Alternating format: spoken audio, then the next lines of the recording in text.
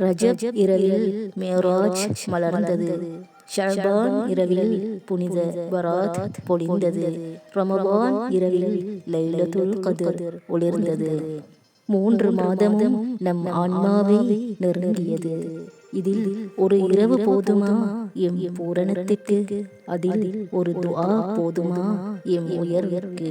இவை ஆன்மீக தொடர்ச்சி பாதை.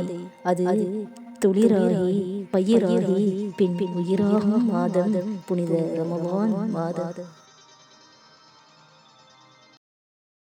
ரஜப் விதைத்தது நம்பிக்கை விதை.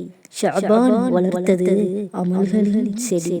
ரமலான் திறக்கின்றது அறுவடையின் திரை. இதுவே இறை வழியை அடையும் முறை. ஒரு மாதம் அந்த இரவை தவறினாலும் கூட உயர்ந்த ரமலானின் தொடர் சங்கிலி அறுந்துவிடும். ஒரு இரவு தவறினாலும் ஒரு ஒளி மங்கிவிடும். ரஜப் ஷஅபான் ரமலான் தொடரே. ரஜப் ஷஅபான் ரமலான் தொடரே முழுமை பெறும் ஆன்மீக வழியே. மேராஜ் இரவில் உயர்ந்த ஆன்மா. பராத் இரவில் பொழியும் அருட்கொடை.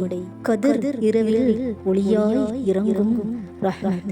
கதிர் இரவில் ஒளியாய் இறங்கும் ரஹ்மத் நம் செயலின் பூரணன் அங்கே. மௌன இரவில் மலர்ந்த மேராஜ். மனதை தொட்டு விண்ணை தொட்ட பயணம். மஸ்ஜிதுல் ஹராமில் தொடங்கிய பாதை. மஸ்ஜிதுல் அக்ஸாவில் நிறைந்த மாதம். கண்கள் காணாத காட்சிகள் கண்டது. கற்பனைக்கு எட்டாத எல்லைகள் கடந்து. அங்கே காலம் கடந்த கதவுகளும் திறந்தது. வல்ல இறைவனின் அழைப்பு நபி நாதரை அடைந்தது. வானம் வானமாய் விரிந்த தருணம். வழி வழியாய் திறந்தது அண்டம்.